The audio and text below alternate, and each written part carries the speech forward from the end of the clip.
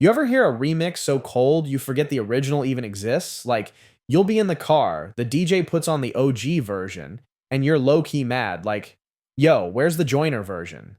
That's the Lil Wayne effect. That's the I own this beat now energy. One of y'all actually dropped this idea in the comments. Shout out to all of the Michael K6969. And I thought, you know what? Let's not just talk about Joyner's remixes. Let's rank them, best to worst. And yes, even Joyner's worst remix is still better than half these dudes' originals. Let's get it. Number 1, Gucci Gang Remix, 2017, peak SoundCloud rap era. Lil Pump drops Gucci Gang, a song that says Gucci Gang 53 times in 2 minutes and 4 seconds. The youth loved it. The old heads were ready to storm the Capitol over it. It wasn't about bars, it was about the vibe. Minimal lyrics, heavy repetition, and an infectious beat. The perfect low-effort anthem for a generation scrolling too fast to care. But to Joyner Lucas, this was an open invitation. Here's the thing about great remixers. They smell blood in the water. This was Joyner seeing a beat that the whole world knew, but one that was basically an empty canvas. No lyrical complexity, no heavy storytelling, just an opportunity to come in and completely reframe the track. It's that Lil Wayne instinct.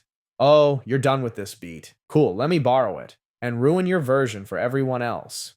Where Pump gave you 2 minutes of repetition, Joyner gave you almost 5 minutes of relentless, layered bars. He didn't just rap over the beat, he bent it to his pace. Where Pump would leave space, Joyner packed it with syllables and switches. And instead of flexing about designer brands in every bar, he used the song as a vessel for actual content. Politics, street reflections, and cultural commentary. Bar highlights. I'm not a mumble rapper, I'm a truth teller. Direct shot at the entire mumble rap movement. Flipping the hook into everybody want to be a drug dealer. Don't. Nobody want to be a real nah. A straight cultural gut punch hidden in a party beat. When Joyner's Gucci Gang remix dropped, YouTube comment sections went into overdrive. This is the real version of Gucci Gang. How you gonna make me delete the original from my playlist? Even critics of Joyner admitted it was the perfect example of bars over hype. The remix ended up circulating on hip-hop blogs, meme pages, and Twitter threads as Exhibit A in the lyrical rap still alive debate. It wasn't just Joyner showing skill, it was Joyner hijacking a cultural moment. Lil Wayne used to do this in the mixtape era. Jump on the biggest radio hit, strip it of its identity, and make it his. After a while, DJs would accidentally play Wayne's version because it's the one people remembered. Joyner's Gucci Gang is that same formula. After this, hearing the original without expecting Joyner's verses felt incomplete. This remix is a masterclass in flipping an opportunity. Joyner didn't wait for a label budget, a cosign, or a perfect original beat. He saw the biggest song in the country, said, "Watch this," and made it his own. Lesson? If the lane's open, take it.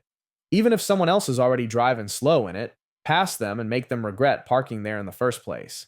Number 2, Bank Account, Remix, 2017, again. This was 21 Savage's ISA album era. Minimal production, heavy bass, and that slow, menacing delivery 21 perfected. Bank Account was the standout. It wasn't complicated. Just a hypnotic beat, a simple hook, and the kind of song that makes you feel richer just listening to it. 21 wasn't here to impress you with technical skill. He was here to make you feel like you were posted up in a black hoodie with 10K in cash on the table. That open space in the beat? To a lyricist like Joyner Lucas, that's like seeing a wide open hoop in an empty gym. Bank Account was begging for a lyrical assault. The hook was iconic, but the verses left acres of room for someone to come in and fill every corner. Joyner saw it as a challenge. Could he keep 21's cool menace but add technical wizardry? Could he keep the beat simplicity but make the flow sound like it's hitting light speed? It's that Lil Wayne move again. Take a popular song that's riding on vibe alone, then lace it with so much content that the original feels like a skeleton version. Joyner comes in with precision and urgency, matching 21's pocket but doubling, and sometimes tripling, the syllable count. He plays off the hook. 21 said, "I got 1, 2, 3, 4, 5, 6, 7, 8 M's in my bank account." Joyner flipped it into a rapid-fire flex list. I got 1, 2, 3, 4, 5, 6, 7, 8 guns in my bank account. Then keeps counting with other things enemies, cars, people he's put on. It's clever without being corny, and it shows his ability to take a catchy phrase and build an entirely new architecture around it. Bar highlights the way he uses internal rhymes to make even filler lines snap, not wasting a single beat drop. Switching between aggression and calm mid-verse, which makes the beat feel alive instead of just looping. The reaction was almost identical to Gucci Gang, people in the comments saying things like, "This is how the original should have been." I can't listen to 21's version without expecting Joyner to come in. Even fans of 21 Savage admitted that while the vibe of the original was untouchable, Joyner made the lyrical version you play when you're actually paying attention to the words. This is very Wayne on Upgrade You energy, matching the original artist's flow just long enough for you to think, okay, he's respecting the beat, and then pulling a hard left turn into a bar maze the original never dreamed of. After this remix, for a lot of people, Bank Account stopped being just a 21 Savage record. It became a shared beat that Joyner owned half of without ever being in the studio with him. Joyner proves here that you don't have to completely change the foundation to own the house. Sometimes the smartest move is to keep the blueprint but fill in all the empty rooms. Lesson: don't always reinvent the wheel, sometimes just spin it faster and smoother than the guy who made it. 6. Panda, Remix, 2016. Designer comes out of nowhere with Panda, a track that sounds like it was recorded inside a speeding Lamborghini while the bass was trying to punch a hole through the trunk. It's chaotic, it's catchy, it's confusing. People loved it for the energy, but if we're keeping it real, half the world had no idea what he was actually saying. That mystery, mixed with the beat's insane momentum, made it a viral smash. But for a lyricist like Joyner Lucas, Panda was an opportunity in disguise, a chance to take that same explosive energy and give it focus. And the beat was already a hitmaker. People recognized it instantly, but there was a void, a lyrical vacuum that Joyner could fill. This is the kind of move Lil Wayne made legendary. Find a beat that's hot but light on technical content, then jump on it and remind everyone what happens when somebody really raps on it. Joyner keeps the high octane feel of Panda but delivers it with precision. Instead of letting the beat's speed swallow his words, he rides it clean, syllable packed, perfectly enunciated, and still managing to throw in flows that shift mid-verse without losing control. Bar highlights, turns the hook into an anchor point rather than a crutch, using Panda references as transitions between rapid-fire storytelling sections.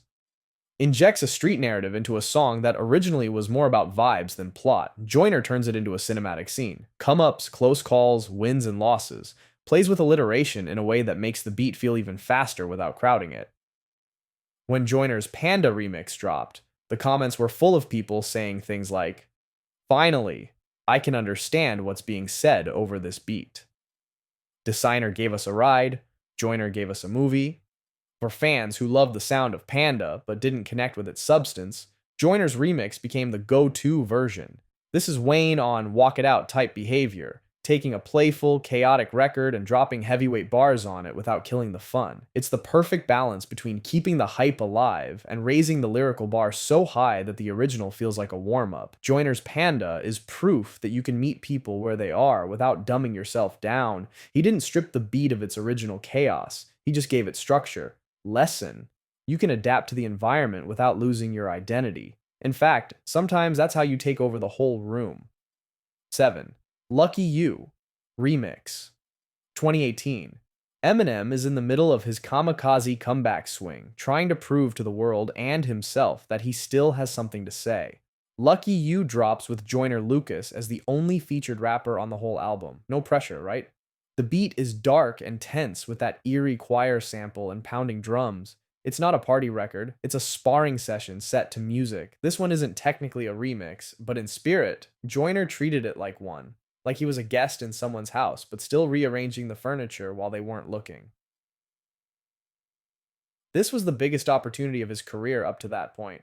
Being on an official track with Eminem, someone known for eating features alive, meant Joyner had two choices. 1. Play it safe, blend in, let M shine. 2. Match the energy and risk people saying he outshined a legend. Joyner took door number 2. From the moment Joyner's verse starts, you can feel he's not here to survive. He's here to compete. He matches M's rapid fire cadence bar for bar, but he does it with his own signature. Vivid imagery, everyday slang, and punchlines that don't sound like M's. Bar highlights. He flips between regular pace and machine gun flow seamlessly, almost daring you to keep up. Works in bragging rights without over explaining, letting the delivery sell the point. Stays aggressive without losing the clarity in his syllable stacking, no slurring or hiding behind speed. And fans debated for months about who had the better verse. That's not something you hear often when someone's on a track with Eminem. Joyner matched M bar for bar. That's rare air. This was the moment I knew Joyner could run with the greats. Even if you don't think he won the track, you have to respect that he didn't get washed, which is more than you can say for 90% of M's features in his prime. This is the remix mentality without it being a remix. The I know this is your house, but I'm hanging my jersey on the wall before I leave move. Wayne used to do this too. Step into someone else's song and leave it feeling like a joint record instead of just a guest spot. Being on a song with someone who intimidates most people and still showing up at full speed takes confidence and preparation. Joyner didn't get this look by accident. He built a reputation off moments like Gucci Gang and Bank Account so that when a track like Lucky You came his way, he could handle it. Lesson: stay ready. Because when your big moment comes, there's no time to warm up. And there you have it. Every Joyner Lucas remix ranked from best to worst. And listen, if your favorite ended up lower on the list, don't get in your feelings. Joyner's worst remix is still out here mopping the floor with half the game's best tracks. That's just facts. So what's your favorite Joyner remix? Drop it in the comments. And don't be lazy, I actually read those. Oh, and if you missed my Every Joyner Lucas album explained video, go watch that next. Binge responsibly. Fake famous. We out.